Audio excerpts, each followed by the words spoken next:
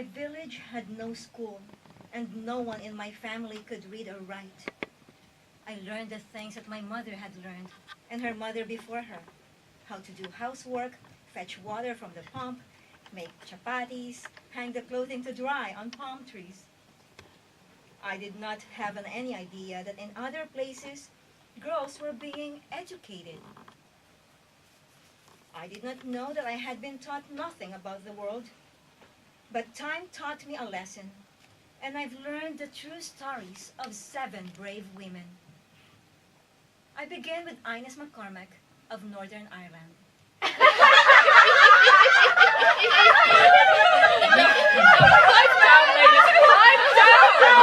Ladies, let Ines speak. So, we're sitting around in a small, dark community hall in North Belfast. And there's sewage coming up the sinks. And these women, they've survived the worst, you know. And we're reading aloud from the Declaration of Human Rights until we get to the word inalienable. And it's hard to pronounce. Did you just say alien? Is she talking about outer space? It's hard to spell too. But what does it mean anyhow? Well, this word, inalienable, it means all these rights we're reading, they belong to every human being. What do we have to do to get these right? Well, they're yours.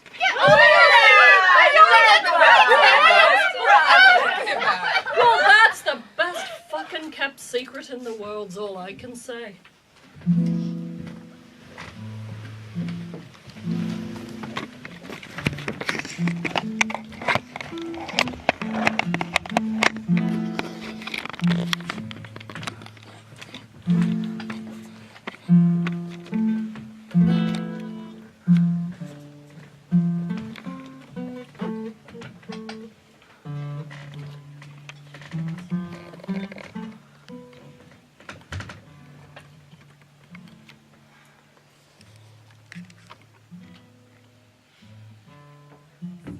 Sí.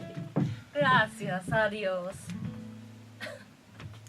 On the days I give audience, Monday and Friday, my God, you can't even enter my office. Groups of 20, 40 people are all coming to wait for me. They come from all over the Republic. Tell me your problem. Necesito la medicina para mi madre que es muy vieja.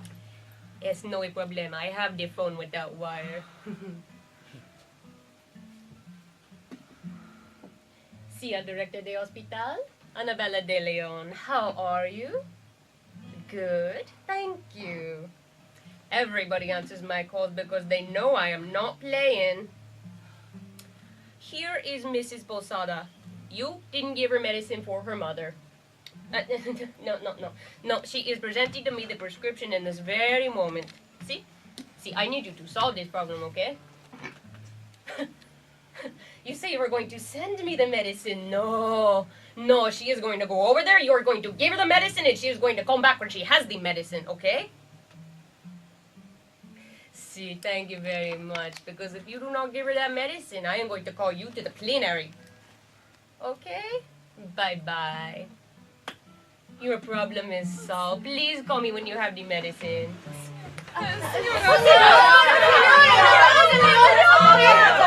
Okay, mi chula, your nest.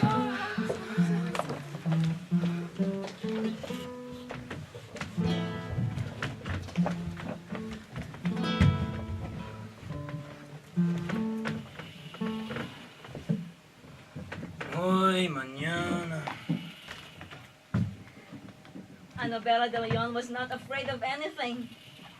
And another brave woman was Farida Azizi.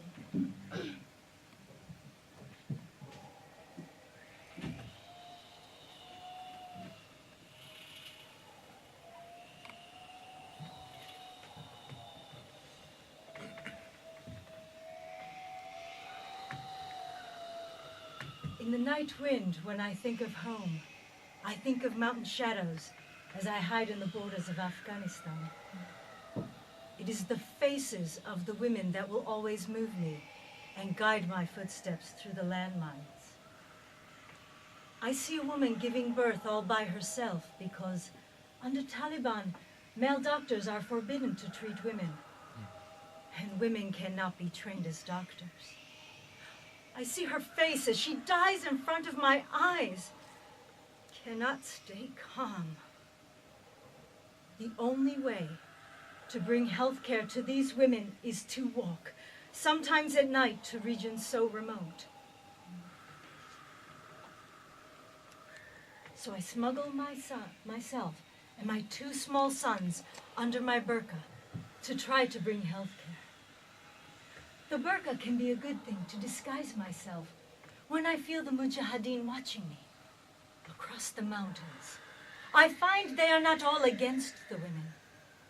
Sometimes they tell us where landmines are, or not to go a certain way.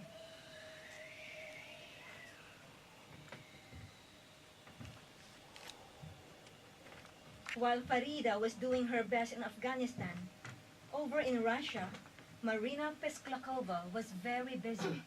Crisis Center for Women. How may I help you? I heard you on the radio. You did? I heard you on the radio. You were telling my story. Yes? My husband is beating me. He has beaten me for 26 years. Where are you? I'm in bed with a broken back from him beating me. Tell me your address. I heard your voice. You sounded like someone I could trust. Tell me how to get to you so I can send help. Girl, my husband is very powerful. He's in one of the government agencies. I will come and bring the police. You know, girl, you don't understand. If you call someone, he will find out. Tell me. Before you can get to me, I will be dead. She calls for about a month. Then she stops calling. She's one of the ones I could not save. Saving souls is as important to Marina as it is for Sokwa.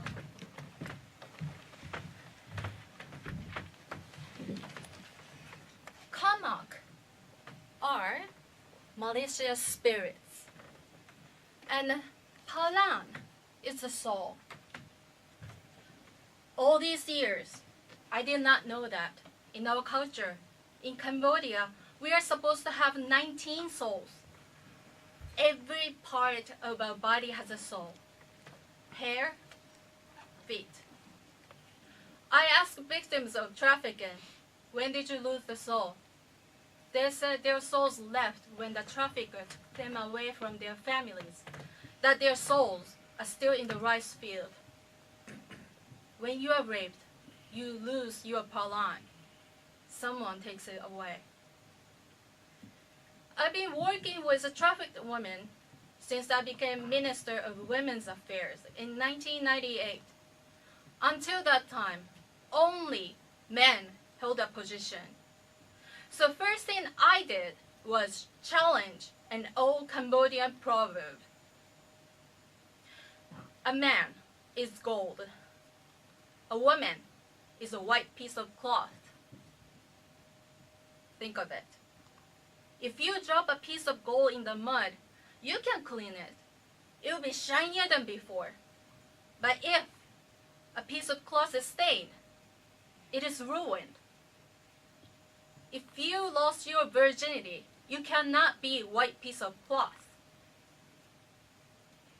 Each year, more than 30,000 Cambodian children are forced into prostitution.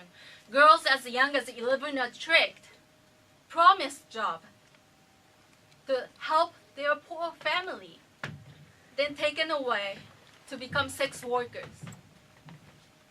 I'm working now with one of them, a girl called Moni. Free Abiola. Daylight come and he wanna go home. Free him, Abiola. Daylight come and he wanna go home. How did I come to speak out? Well, I was living in the US.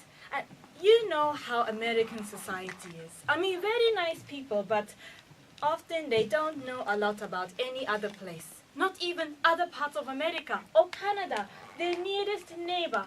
So, what is the chance they are going to know about Nigeria and care? It was 95, and I was at Harvard.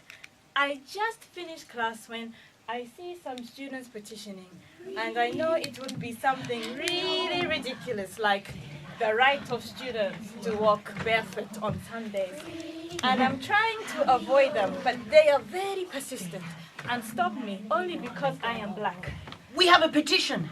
The elected president of Nigeria is in jail and we're getting signatures. Please.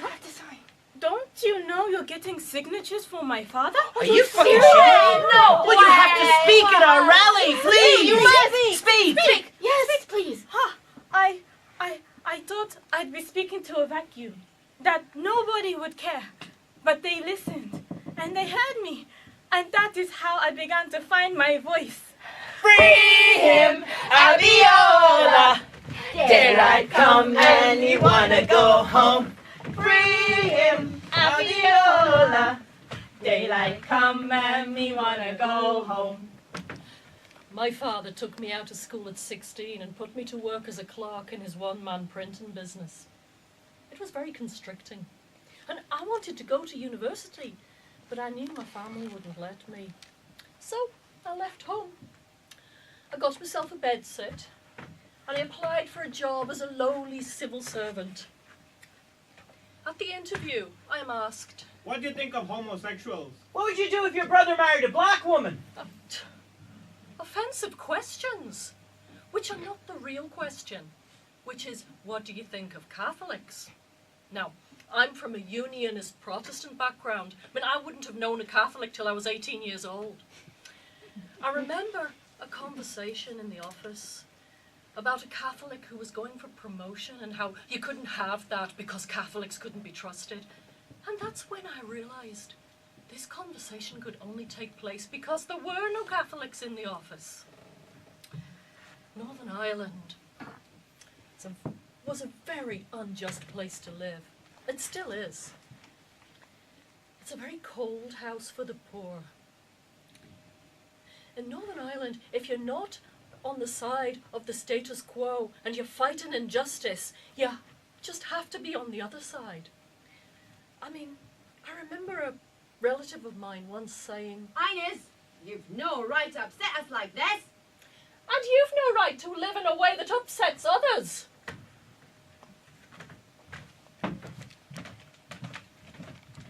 And we're back in 5, 4, 3.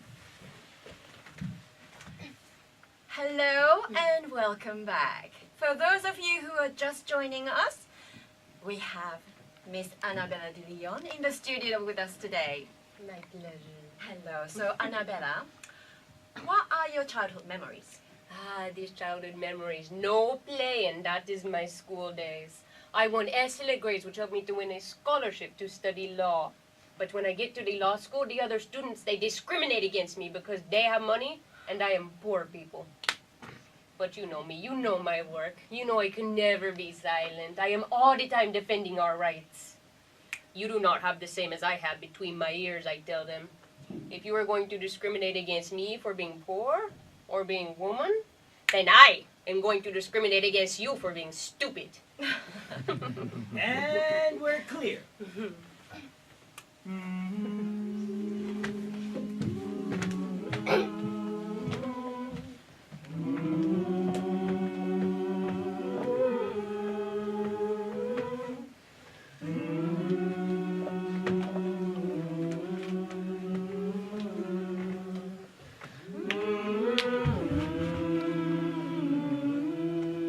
We go through the calling of the soul ceremony now for a morning. Jesus has been rescued from a brothel. I hold a ladle to call her soul into a small fishing basket. You have to call 19 times. Then we rub her wrist with 19 cotton strings for each of her soul. I am tying strings around your wrist and around mine to unite you with your relatives, old and young, grandmothers and grandfathers. May each string bring back your soul, and may your mind and body be whole. The entire time, she said almost nothing. She's only a kid, a beautiful child, that smile and everything. But she's lost. When you ask about that moment, the painful moment that she was penetrated, forced, she just keeps saying, I lost my soul. He took away my soul.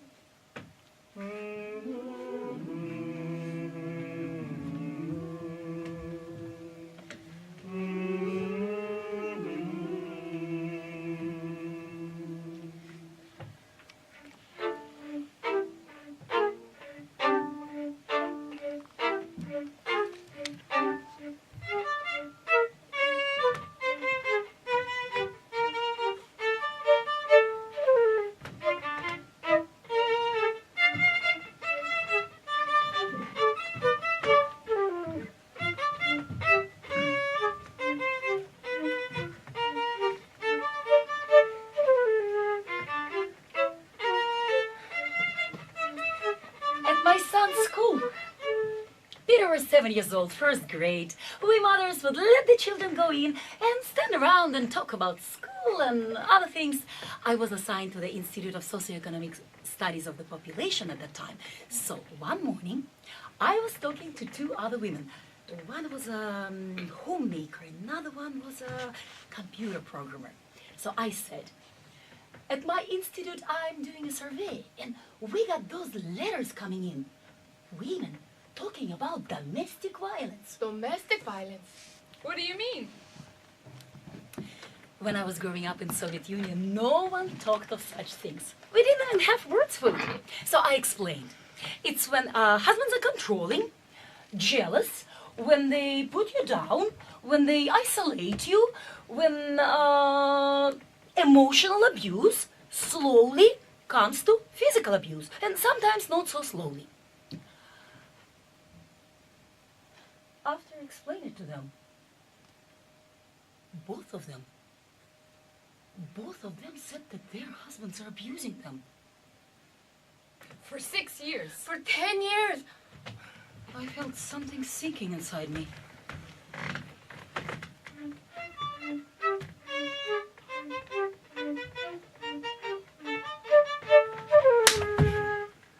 In front of the children? Her face is bruised, swollen for a week. Why don't you just leave him? You know, where would I go?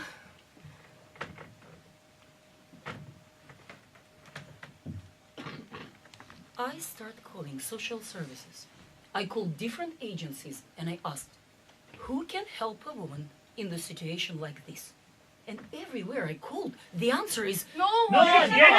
No one yet. I'm not ready to accept that. Я сказал никто. Well, I got an office and a phone. And I started the first domestic violence hotline. Actually, I call it trust line. Because all these women could do is trust. It's so hard. I am all the time declaiming, denouncing, but they don't investigate anything. Impunity is the queen of Guatemala. When the law has no consequences, then anyone thinks I can do what I want. I could steal. I could murder. I could beat up my wife. The domestic violence is going to be a crime very soon because we are pushing to create this law. But we need the judges to comply because we need to stop the violence against women. This year, more than 2,500 women have already been murdered. They were born, they were good, and now they are dead. In Russia, 14,000 women every year are killed by their husbands. One woman every hour. For a very long time, it's just me, alone, on the phone, counseling people trying to get them legal aid, but I cannot do what a real, normal hotline could do. Just one person doing this in all of Russia.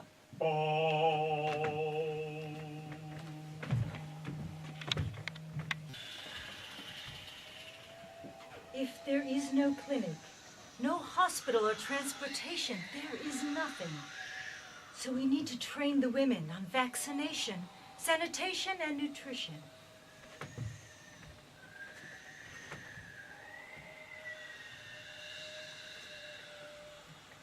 We make a basic midwife toolkit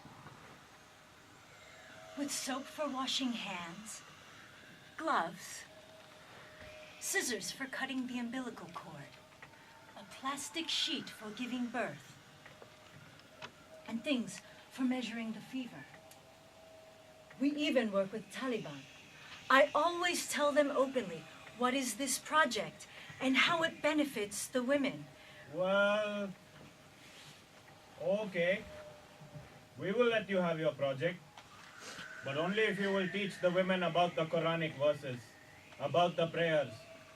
And we want to see your material to ensure there is nothing against Islam. We don't want Western ideas enforced. This is fine.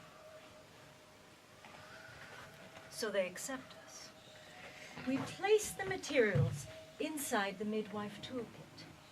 How to pray, how to clean the houses, how to make their husbands happy, how to respect the elders, how to prepare food. The women need to know these things.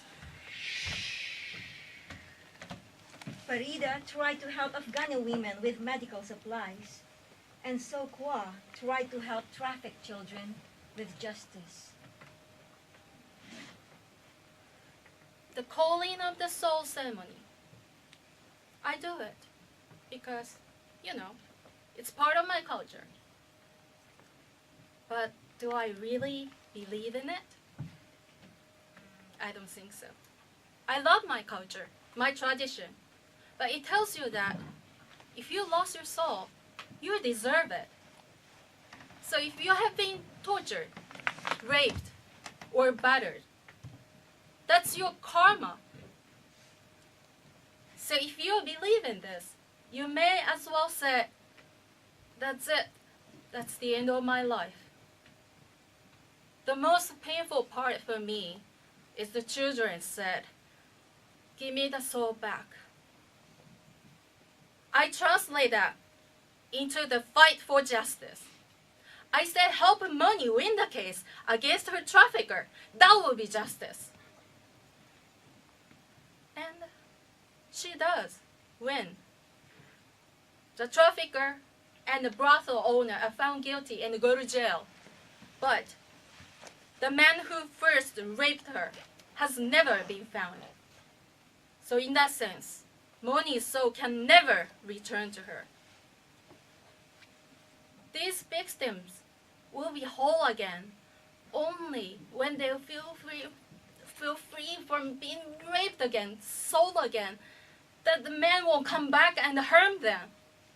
But if the man lives next door, we gave Moni everything. She came and lived with us. But she couldn't. She ran away, cut herself totally off from her family. Now she's somewhere in some other brothel. In my society, the name they give you at birth shows how much they value you. So my name, Hafsat, means the treasured one. My dad, he named all his daughters Supergirls, but I had big self-esteem issues. My mom was a legendary beauty. She was one of 4 wives and there were 19 children. And there are many wonderful elements of growing up in a polygamous family because you have ready-made friends. But it's inevitable that you get compared. Everybody knows how brilliant my father was. I mean, very genius. And then there's my sister Ayo, who was kind of walking in his footsteps. And then there's me, average. I think once I came out of Nigeria, I realized it's okay to be different. I used the time away to build my own sense of who Hafsat is.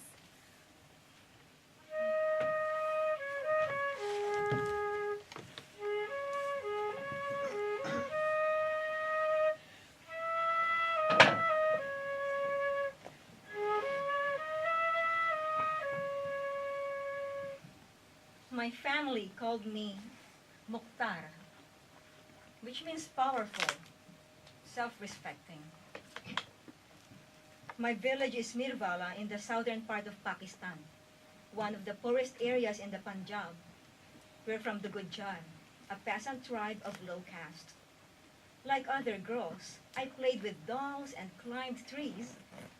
But all daughters must learn something, special jobs, so they'll be useful in the family. I did not know that I had been taught nothing about the world. No, I was taught something. All girls were. I was taught silence. I was taught fear. I was taught that some people are high up and some are inferior. I learned to hide my face and bow my head, to submit, to agree, to obey my parents, and to stay away from boys. That is all that I knew. But time caught me. It gave me a lesson.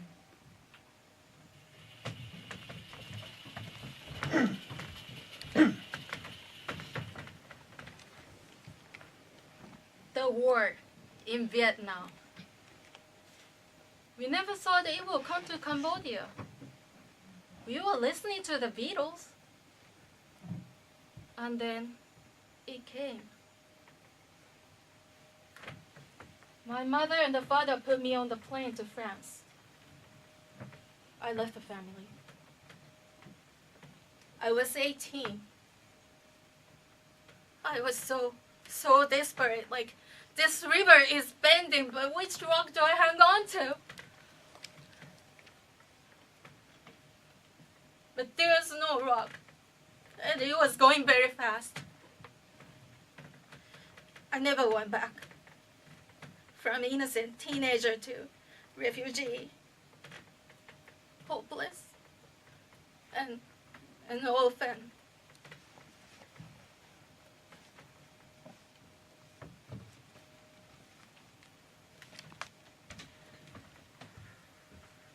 Start in 1980 in Afghanistan, where I was born. I was there until the age of 9. We had everything. But because my father was a doctor, we were in danger. He tried to help too many women and children. Until the day a hole came in our living room. We had to flee Kabul and flee the Russians, and then flee the Taliban in 1993. We panicked by the thousands that time, rushing to escape, but all the roads were closed or blown up. We saw people drenched in blood, not from their own wounds, but from walking over bodies of the dead. How could I know my family would spend the next 15 years in a refugee camp? The best years of my youth. My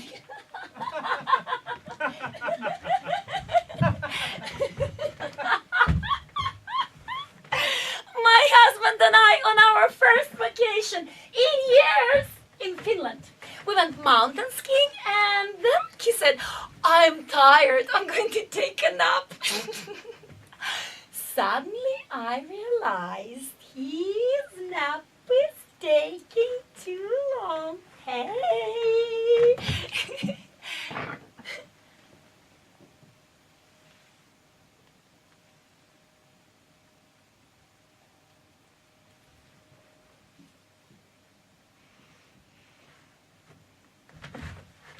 When I found him, he was still alive. But in the emergency room, they said they were not able to to save him. Heart attack? He's 37. I'm 33.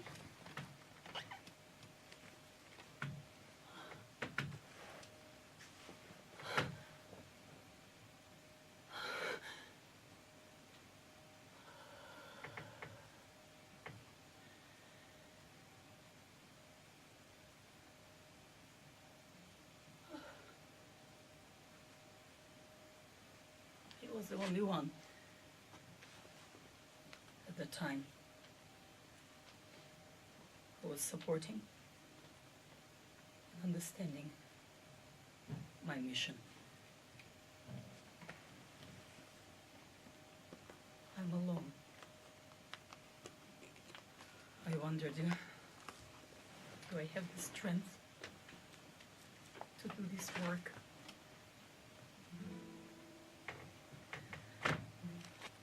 Something changed for Marina witnessing her husband's death. Something changed for Annabella witnessing her mother's life. My mother, my brother, and me lived together in a small, dark room. From the little window, I could look out and see mi madre cooking. I still remember when I was very young. Each night she makes the same thing: black beans, frijoles with tortillas.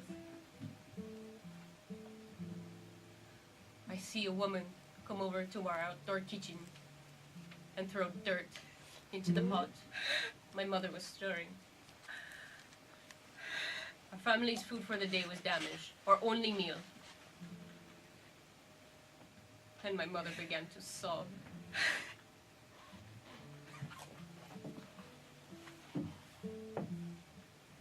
I was young, but I knew I wanted to be out of that world. A world where the women are so angry and hopeless they throw dirt in your food. Or like my mother, all the time in this silence, praying and crying.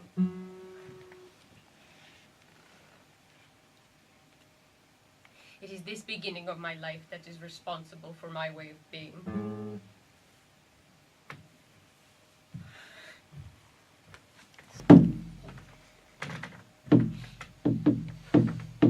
The city of Derry is up on a hill, surrounded by walls, with cannons overlooking the town square. And way down at the bottom of the hill is the collection of streets known as the Bogside. Catholic families, the poorest of the poor, lived there in single rooms with damp coming down the walls. I remember being told, looking down at the Bogside from the hill of McGee, Don't go down there. Don't go down there. You don't go down there. Well, I'm now married to a Catholic from down there. It was the summer of '68 when I met him. I went to London. I walked into this bar and there's this guy with a Derry accent selling drinks. I buy a drink and we're still married. He was much more politically aware. Talking to him, I began to glimpse this other, darker world. On the TV, we saw the footage of the first civil rights demonstration in Derry. I saw my husband's face go white. I mean, people were beaten on the streets. We hitched straight back home. I was in the same physical landscape, but had crossed over into a whole different country.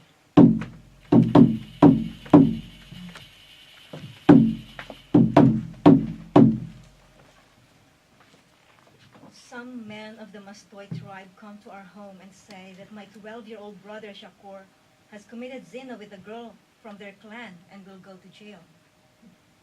This crime means rape or sex before marriage and is punishable by death. My family is sure that the accusation is false, and later we find out we are right. My little brother is the one who has been raped. And by the same men who are laying blame on him. But what can we do? The Mastoy are higher caste than we are. They're landowners, so what they say is law. The men of our village meet to discuss the situation and decide that I, Mukhtar, must ask forgiveness for my brother.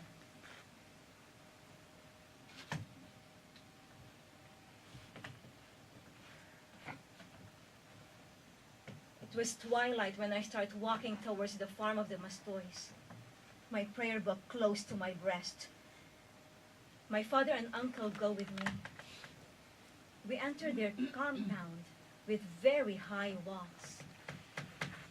The clan chief, Faiz Muhammad, with 4 other men were waiting there with their rifles. Behind them were many other men from the Mastoy tribe. I lay down my shawl as a sign of submission. Praise be to Allah, Lord of the universe, the compassionate King of the day of reckoning. The only do we worship, and of the only do we seek help. Guide us unto the right path. Amen.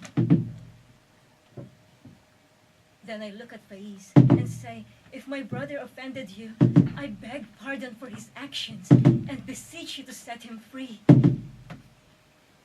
Then Faiz glares at me with his wild eyes, and now I understand. He will not forgive my family. He just wants to humiliate someone. And as always, it had to be a woman. But never did I imagine what happened next.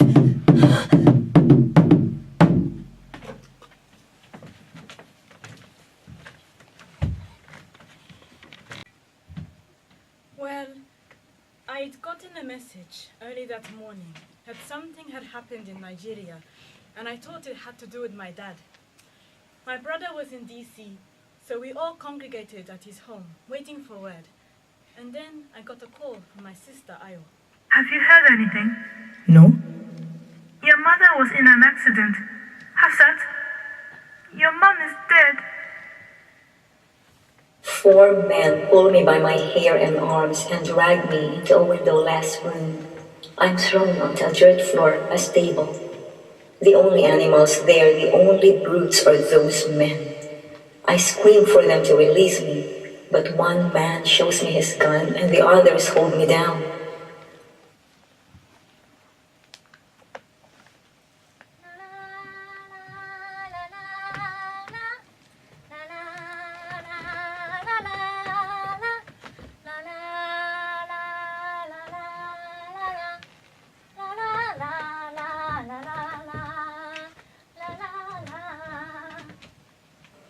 Men with shotguns forced my father and uncle to wait outside.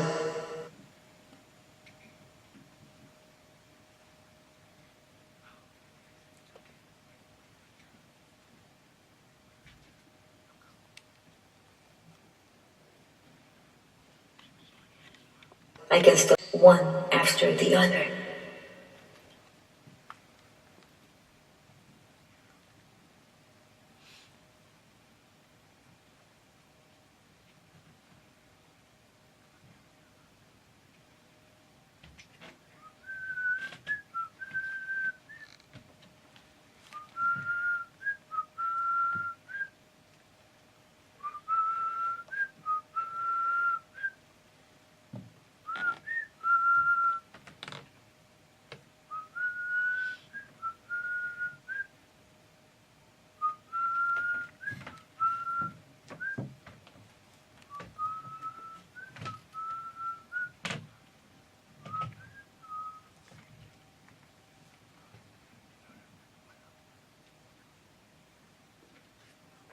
I can still see them standing near the door, helplessly, while the men took turns, one after the other.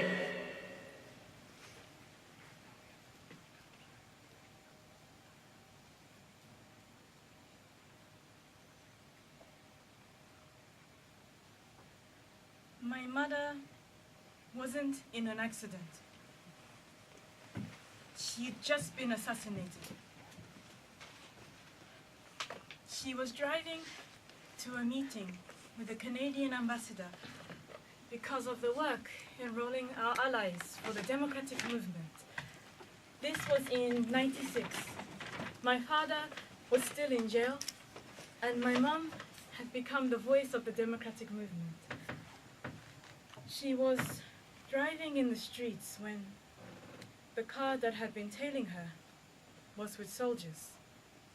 They overtook, shot her driver, and then shot her in the head. Point. Yeah. But I don't think that she knew what was happening because it all happened so quickly. You know, she probably would have been thinking that the noise was a flat tire or something. And then they killed her.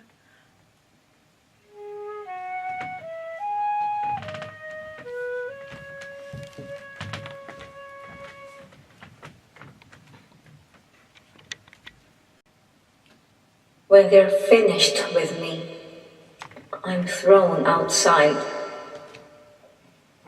My clothes are torn, and I'm nearly naked. I lie on the ground, alone with my shame.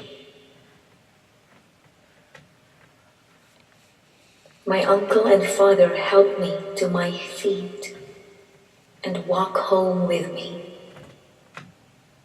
past hundreds of townspeople. No one says a word to me as I go by. They all lower their eyes or stare at me with disgust. Now I'm unclean and dishonored in the eyes of the tribal elders, my family, and the villagers. In that 1 hour on the stable floor, my life has been destroyed.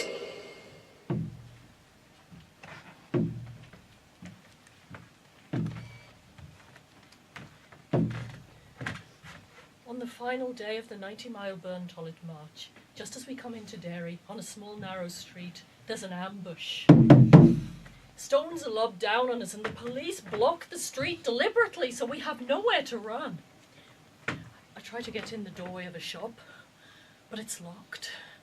And I'm screaming as blood's running down my face. And then I see the shop assistants are just standing inside and they're laughing.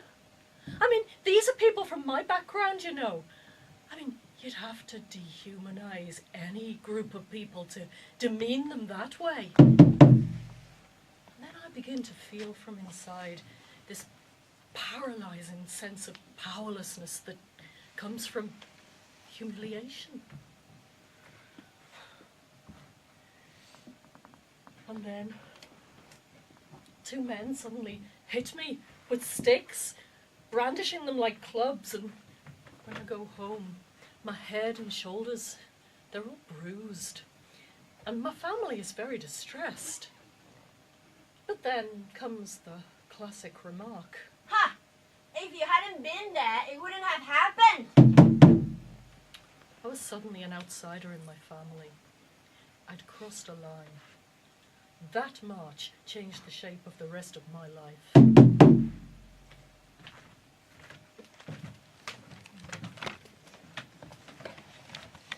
Exile. I took the first chance to return to Asia in 1981 with the International Rescue Committee to work in Thai Cambodian camp.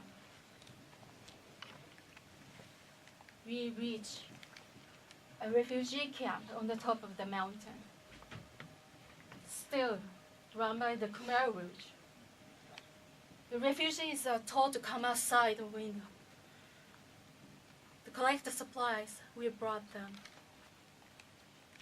They are not allowed to speak. They march out in line, dressed in the black pajamas the Khmer Rouge insists they wear. Just seeing the Khmer Rouge soldiers in their uniforms bring back the war. My parents, friends, all gone. I never say goodbye.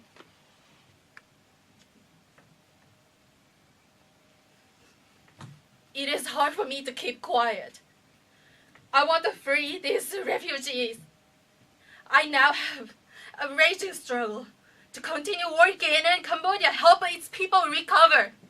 I know from this moment on, my life is going to change.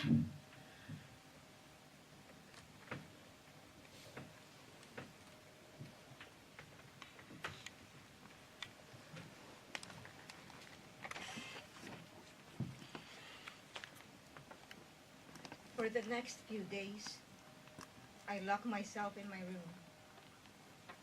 My mother brings me food, but no one speaks to me about what had happened. And I speak to no one. I knew about 3 other rapes that had taken place before mine. One woman complained to the police, but they dismissed her case. Another stayed home and never mentioned it again. The 3rd one killed herself. She swallowed a bottle of pesticide and died right then. Is that what I should do? I ask myself. In Pakistan, staying alive is seen more cowardly and shameful than rape itself. But in my heart, I do not believe that anyone in my family really wants me to die. Especially my mother.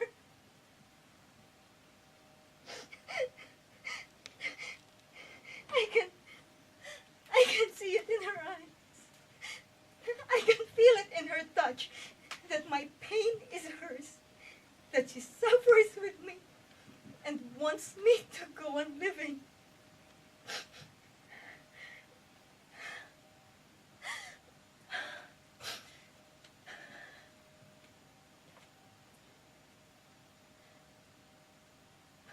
But if I don't commit suicide, what will I do with my life?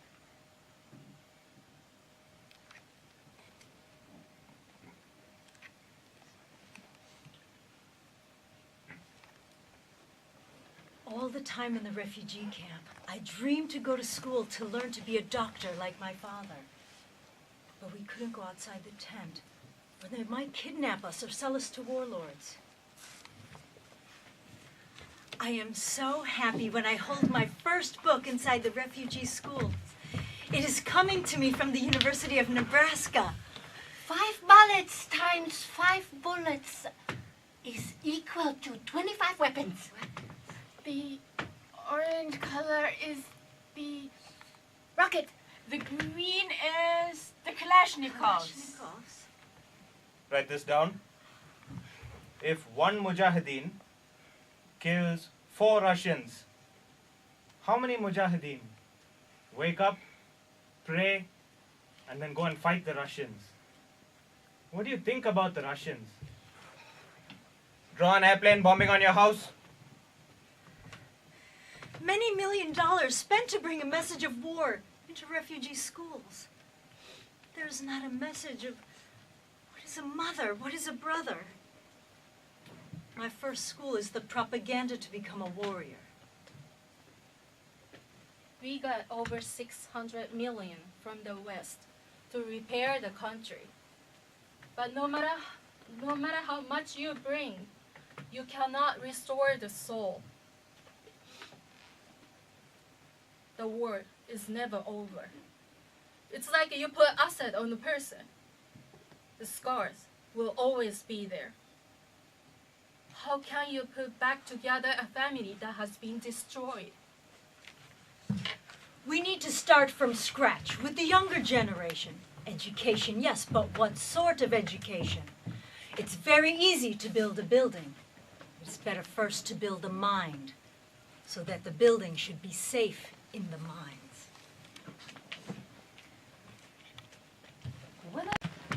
And I would talk to the police. They would say, oh, come on, women don't feel loved if they're not beaten. I was astonished. He beats you, therefore he loves you. It's a Russian saying from the 16th century, apparently from Domostroy household rules. The man is the master of the house. Everyone else is his servant. A man must punish his wife so that she will be more obedient. Never beat her in the face, because then you will have to show her in public. Do not beat her in the stomach if she is pregnant. It is better to use the whip rather than the stick, because it will be more painful, and she will learn her lesson deeper. After you beat her, show her that you love her. Because then she will understand her lesson better, and she will respect you more.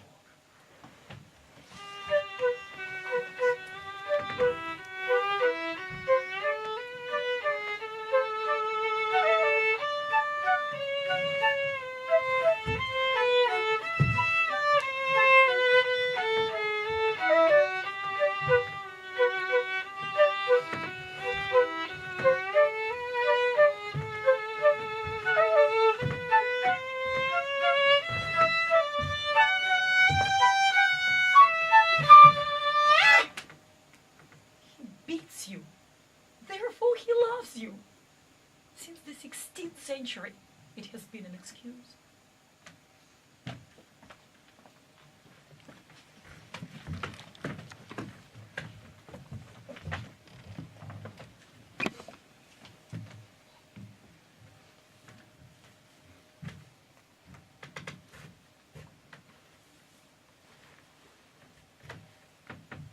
My father left our little room when I was only 3, but I loved him with all my heart. He was a very emotional man, like me. A handsome man, brave and strong-looking. But there was always trouble in his life. Drinking. Women. When I was 12 years, he comes back to the house. I have a new woman, he tells my mother. I am going to bring her to introduce you to her, but don't say that you are my wife.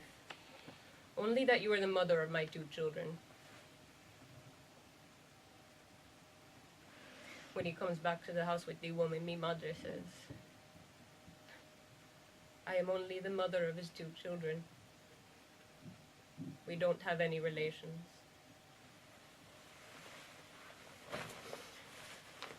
I was very angry. You both are going to be punished because you were not telling the truth. And to my loving mother, you don't have dignity as a woman.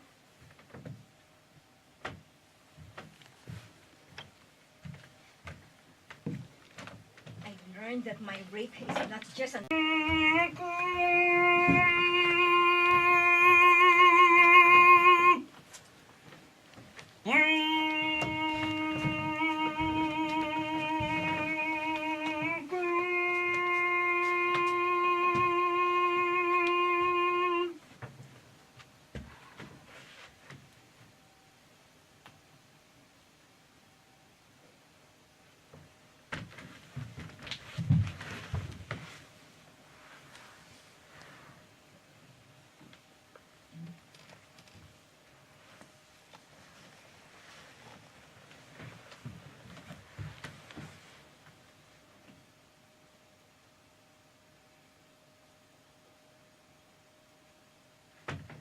Nowhere does the Quran say that Islam supports violence against women.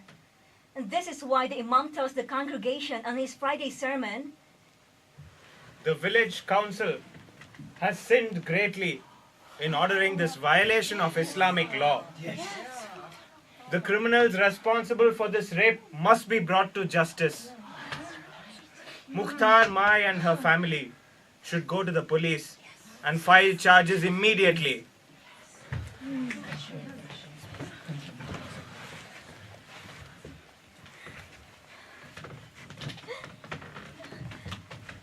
had never heard of the word constitution. Or did I realize that I am a citizen of Pakistan and all citizens of Pakistan, even if they're women, have legal rights? This Mukhtar is not the same woman who kneeled down to the Mastoys. Now whatever happens to me, I am going to speak out.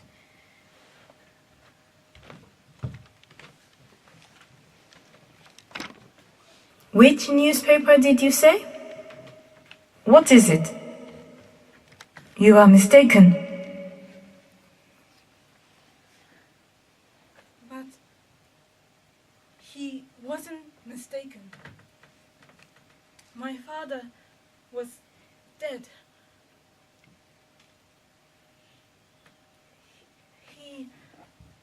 He had been in solitary confinement for 4 years, since the election. He was supposed to be released within days. He died in a meeting with the US State Department and Nigerian government officials. Probably poisoned. His presidential campaign had been called Hope 93, Farewell to Poverty.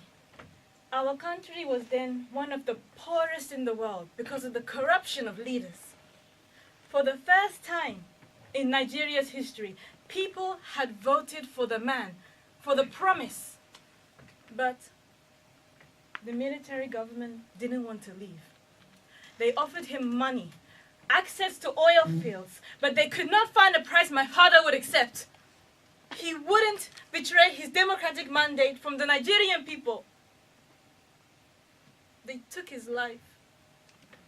The same as with my mom.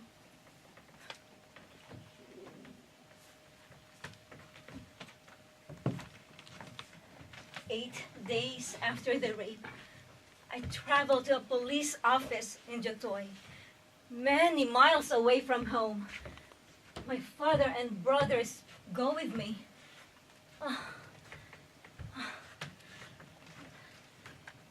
The policeman was sitting at his desk when I arrived. He doesn't even lift his face to look at me. Yes? What do you want to tell me? Your complaint.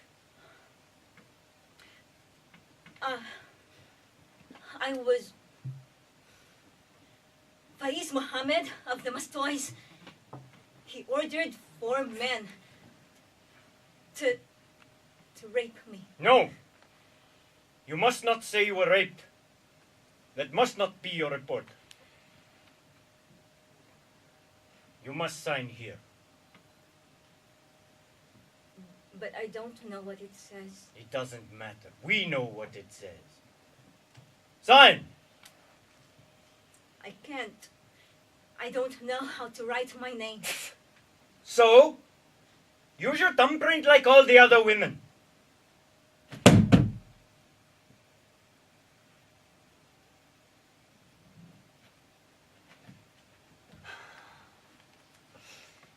This is when I realized why we must have knowledge.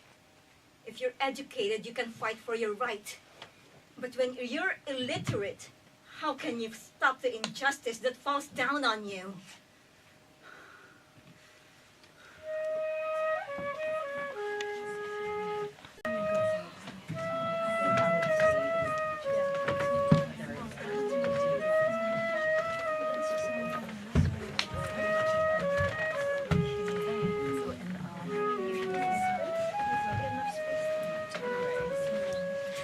So, we don't really know what happened, and maybe we'll never know.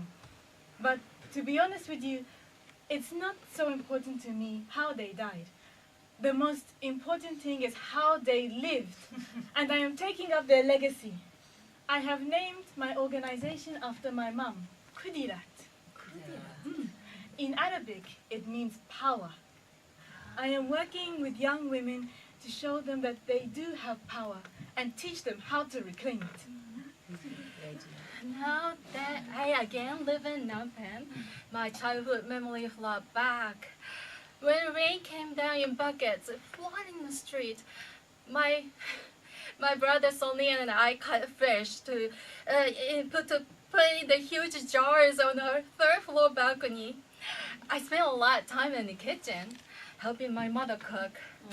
At night on the radio, we listened to the music of Ramayana. My brother used to play in a big hole like a trench outside the zona where we used to live. He didn't like school. I was all the time thinking, I need to study, I need to prepare. I tell my mother, one day I will have la guia sia, a swivel chair, and many people under my command. My mother laughs and says, está bien para soñar. It is good for you to dream. And now I am 3 times elected and sitting in my swivel chair. My father was a military pilot. My mother was a nurse. I grew up mostly in the northern part of Russia, polar area, Murmansk.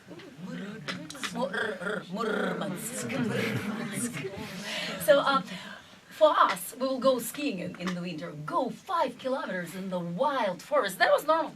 No, really, we weren't afraid of anything. I would spend my summers in my grandparents' house. They lived in the Black Sea. So for me, going swimming in the storm, that was normal.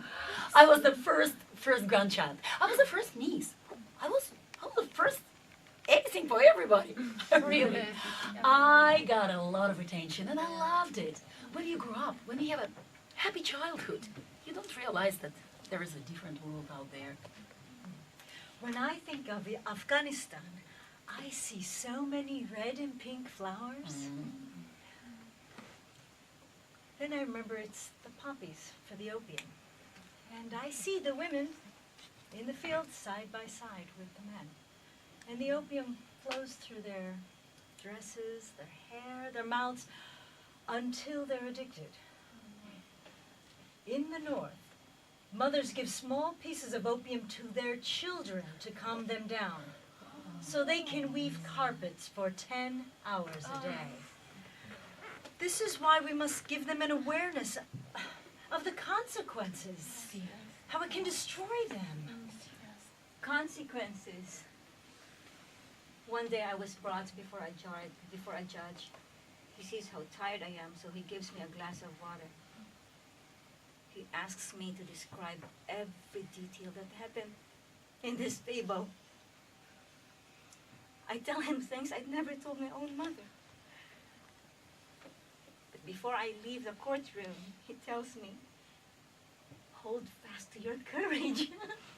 The following morning, I wake up, there was such a racket outside my house.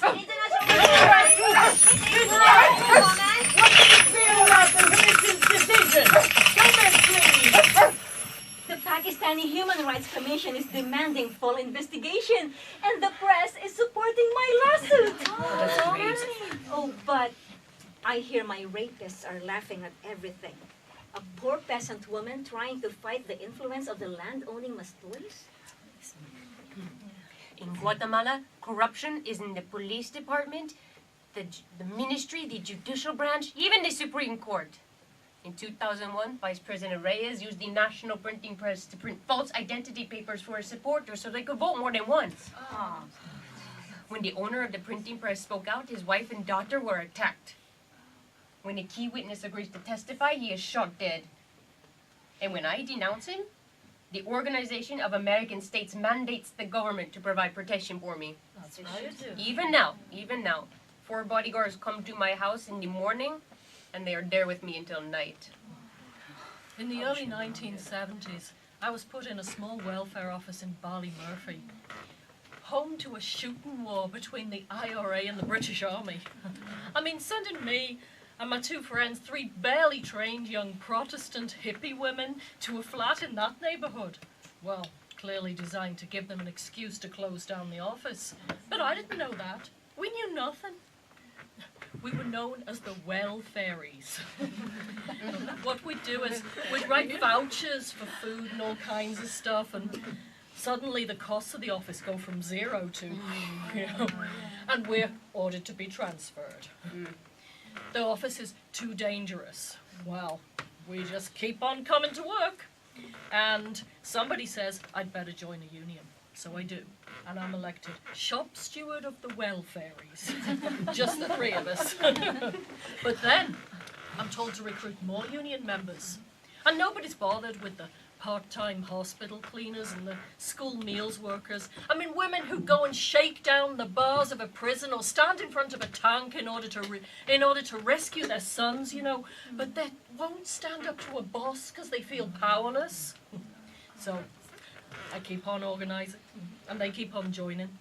And when they go on strike, all decent people close up their shops and join the huge picket lines.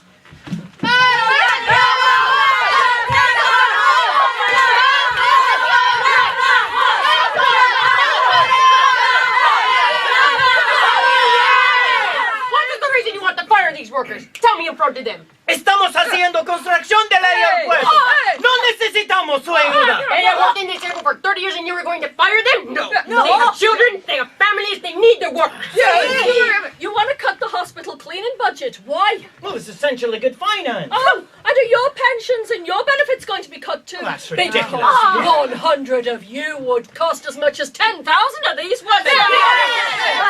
You must find a way to keep our jobs. Keep our jobs! Keep our jobs! Keep our jobs! Keep our jobs! Keep our jobs!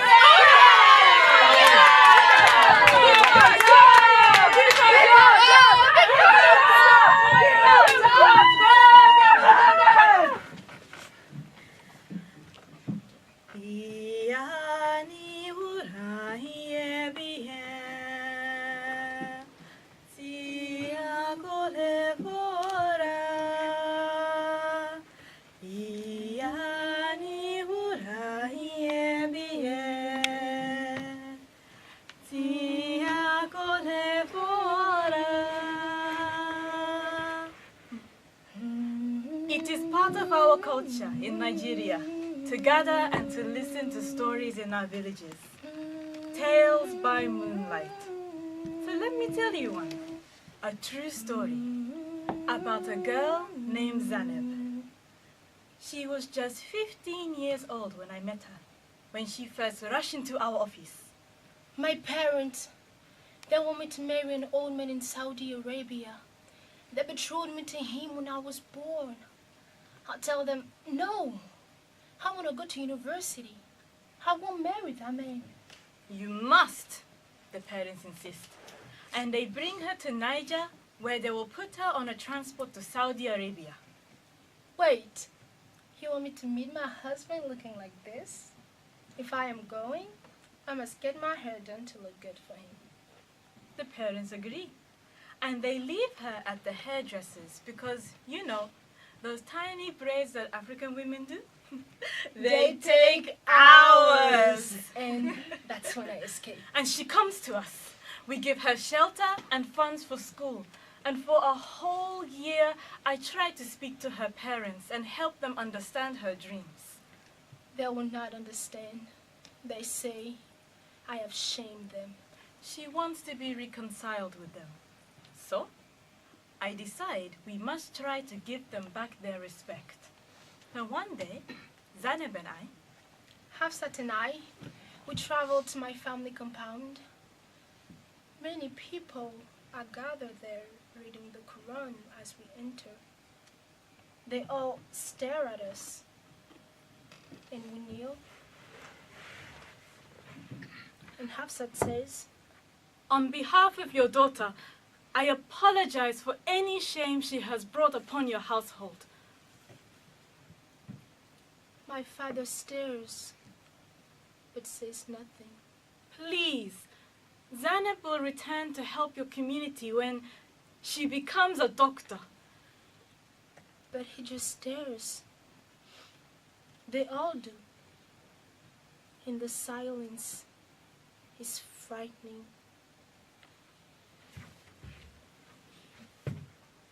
Then suddenly, her father reaches out and hugs me. And hugs her. And I am so happy.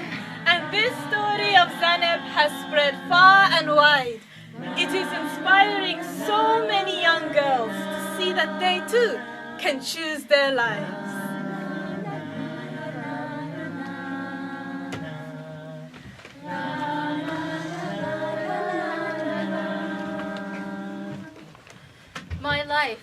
seems like a river with many bends. I'm now Secretary General of the opposition party, seeking a seat in the parliament in the next election. Our party signs stand tall in the last stronghold of the Khmer Rouge. Landmines are still in the rice fields and the forest. Malaria is widespread. I lead a team of rural women leaders to every house in 480 villages to bring our message of democracy and justice.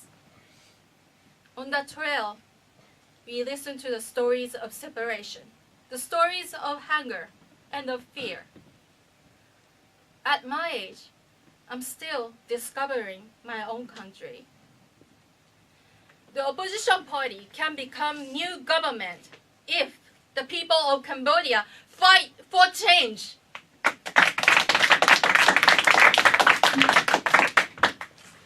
Using the settlement money from the government, I set up a school in the field and go from house to house, begging every parent to send their daughters to school, where they learn math, social studies, the English alphabet, Urdu, and Quran. But we also teach them that women are equal with men, that we are all human beings and must be treated with respect in the society.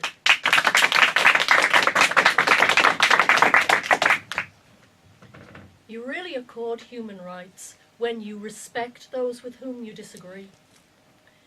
Recently, Israeli and Palestinian women came to Northern Ireland to share insights and devise strategies for peace building.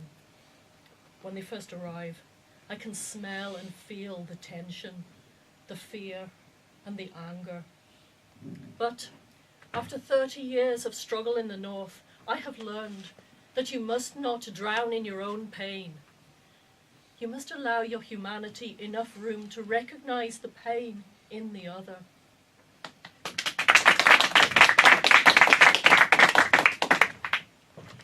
In the refugee camp, I worked for the Norwegian Church Aid Office, where we published a magazine for children, The Rainbow, to promote messages of peace instead of violence. And then one day, a man came into the office. You know, this rainbow on the cover has a pigeon on top. And these two hands, they're a Christian sign. This is a political agenda. They want the people to be Christian. I am Muslim and I work here. No one forces me to be Christian. I know Islamic and Pakistani intelligence. If you don't stop this magazine, I will destroy your office. I can do anything to you and your family. Here I am. Whatever you can do to me, then do it. Our work here is for needy people. You are not needy people, so get out of here! I will see you. I will do what I can to you. You will never enter Afghanistan again.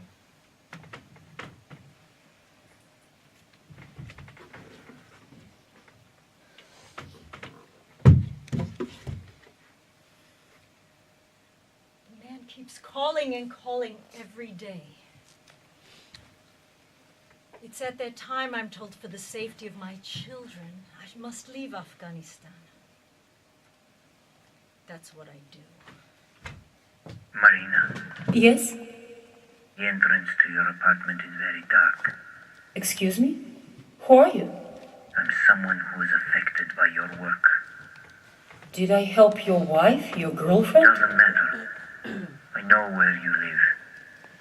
Aren't you afraid that your son is alone in the street? I felt that someone had stuck a knife in my heart. He knows about my son. And it goes on for months. I don't allow Peter to answer the phone at home. I have my parents pick him up from the school, or he'll go to the friend's house. But he's never alone. I'm afraid to enter the building. Sometimes I just pray that the elevator will get to the first floor fast so I can run in and go. If someone were to stick a knife in your back, or worse, a needle, you'd never know who did it.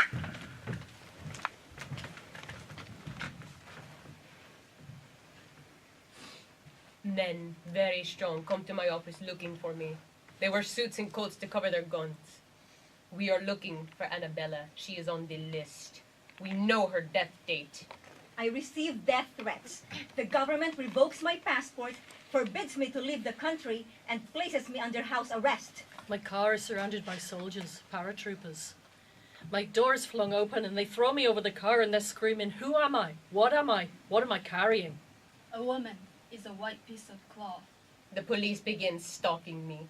All the time, molestando. Stop your car.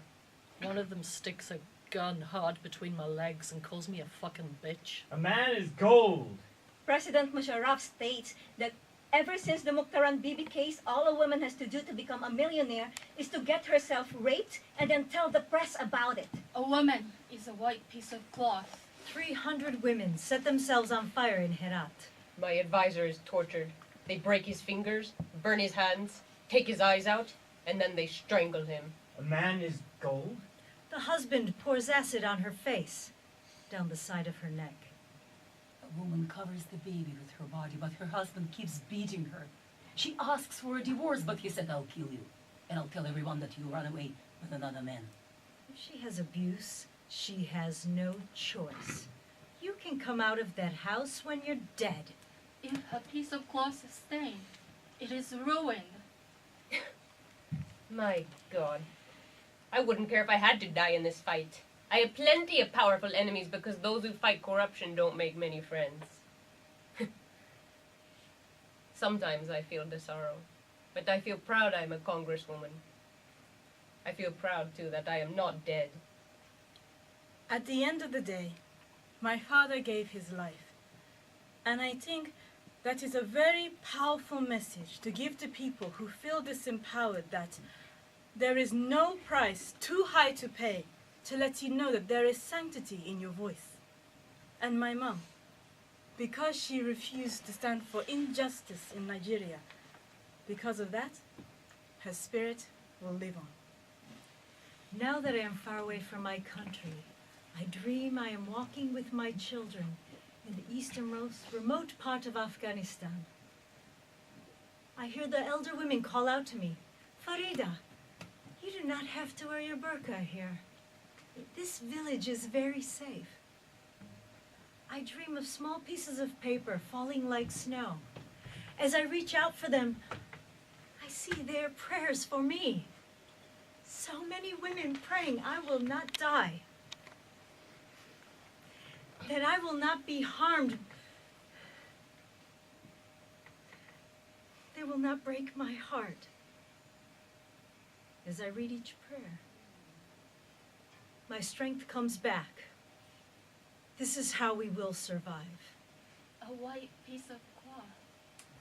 My favorite time walking, believe it or not, it's when it's snowing. Snow makes it beautiful around Red Square. This is the time to put myself together, to come to some harmony with myself. Because if you are not in harmony with yourself, this is a very difficult job to do. When I started in 1993, it was just me, just one crisis center. Now we have 160 crisis centers, organizations, shelters, a whole network. If a piece of cloth is stained, is it ruined? I have built 3 schools in the province of Punjab. They're all open to girls and boys, because boys too have to learn that under the law, under Islam, women are equal with men. And in Mirwala, where I almost killed myself, I built a real schoolhouse with a library and 6 classrooms. Many children go there from many tribes, low caste and high caste, girls from the Gujar, and yes, even boys from the Mastois. I wake up very early in the morning. I take the shower and then I go to the beauty parlor. Not for vanity's sake. My appearance is important because I need to have a good face for Los Pueblos who are always looking to me to speak out for them. When I was a child, I make a promise to myself. I'm going to lift myself, my brother, and my mother out of the poverty and out of that little dark room. And then I'm going to lift up the women of Guatemala, the silent women. And then I am going to lift out the men who have no worth in their work. I say to them, they must not stay in silence. No more silence. I was the first student in my own school, and now I'm in 5th grade. For the rest of my life, I will never have to use my thumbprint to sign my name on anything. Mukhtar, powerful, self-respecting. Mukhtar. We have a Farsi proverb. We say, no matter how high the mountain is, there must be a way to the top so that you can reach it. We shouldn't be resting. We shouldn't be thinking we've tried our best. That just means our best isn't good enough. Women are the greatest untapped resource in Africa. We are the future. If you put equal rights at the heart of things, you have to be sure that everyone is at the table. You have to look and see who isn't there. Who's not being heard? And use your power to change that. Just take one small step forward. The first step is always the massive one. Every day, I see a woman. She's my sister, my friend, my teacher. When people say, how can you wake up and still do this after 25 years? I said, you have to do it until people who do not have a voice do.